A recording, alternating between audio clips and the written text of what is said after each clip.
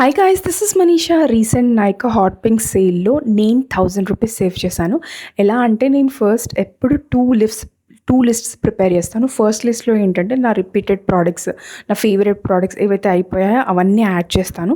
Second లిస్ట్లో ఏంటంటే నేను ఏమైనా కొత్త ప్రోడక్ట్స్ ట్రై చేయాలన్నా, ఏమైనా కొత్త స్కిన్ కేర్ కానీ మేకప్ కానీ ట్రై చేయాలన్నా అవన్నీ లిస్ట్ యాడ్ చేస్తాను.